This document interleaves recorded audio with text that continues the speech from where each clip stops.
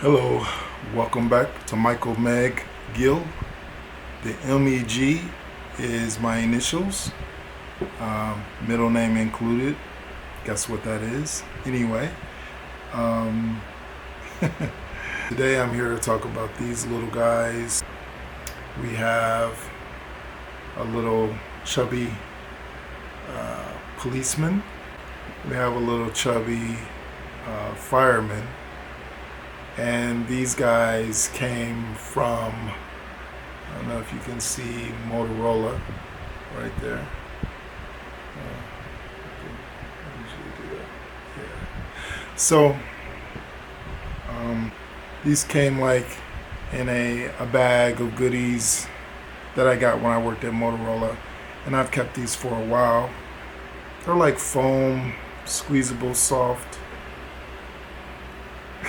They don't squeak. But what I'm going to do today is I'm going to be painting these guys a different color. I'm just changing the skin tone. And that is just how I want to express myself. So these guys will go from white to black, or from white to African American. I just need to mix up some paint. I'll be changing only the skin tone and going back in and just putting in the features of the face. Let's see if it'll come on. Yeah, so the eyes, the eyebrows, the little mouth. I may change some of the features a little bit. Gonna paint the arms, hands. Yeah, I think that's it. So that they can represent. All right. Let's get to it.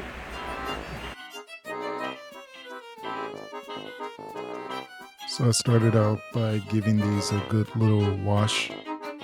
Wanted to make sure it was clean before I put the paint on.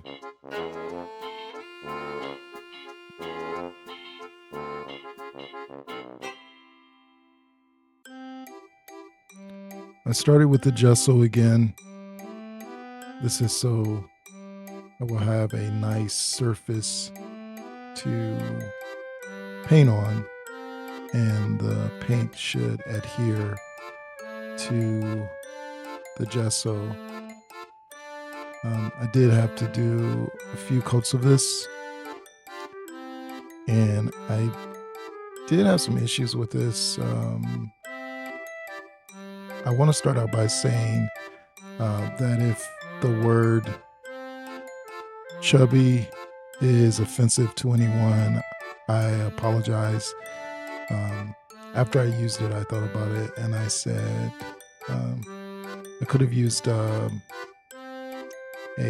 better word, maybe portly or stout.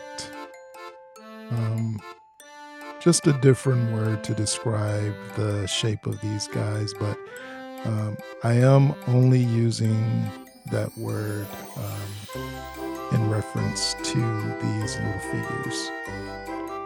So again, just want an apology on record if this is offensive, if that word, the use of that word is offensive to anyone. So still just going in and applying the gesso all over.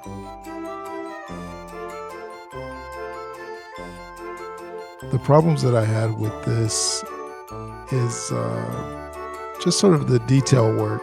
As you can see here, like on the arms, it was a little difficult. I messed up a lot of times going sort of out of the bounds of what I was actually painting. I had to wipe off parts. I started painting or taping off the area.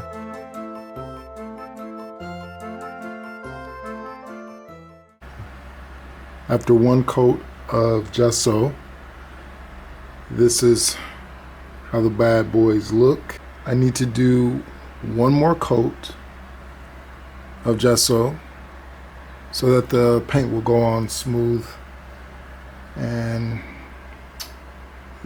it'll cover. You can see right here, it's not covering very well, but once it dries and I get on another coat, it'll be ready for the paint.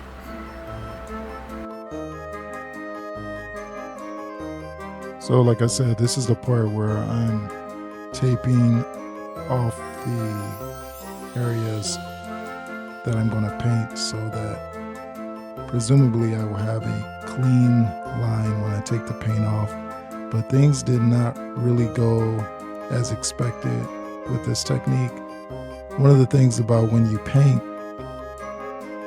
is whenever you're using tape, you should remove that tape while the paint is still dry. So you may or may not be able to tell, but at the very end of this process, because I was maybe being a little bit lazy, I did not remove the tape after painting, and this is after several coats. And also at the very end, when I'm like applying a clear sort of sealer. So after all of that dry, when I was taking the tape off, some of the paint, like on the back of the neck of one of the figures, it kind of peeled back up with the tape. So that's why it's very important to make sure you remove the tape while the paint is still dry. I mean, while the paint is still wet. So yeah, right here, this was another part, which is why I'm not sure if this is a success or fail. I originally went in with, started with paint, and then on the other guy, I switched to markers. I was just trying to get a nice sort of balance of being able to have this have clean lines, and I was getting very frustrated, and you'll see a little bit of that coming up soon. And I had to like repaint the eyes a couple of times.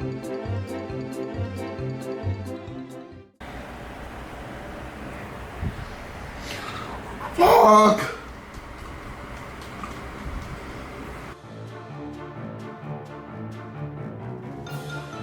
So after repainting the eyes a few times, I was kind of happy with, the result.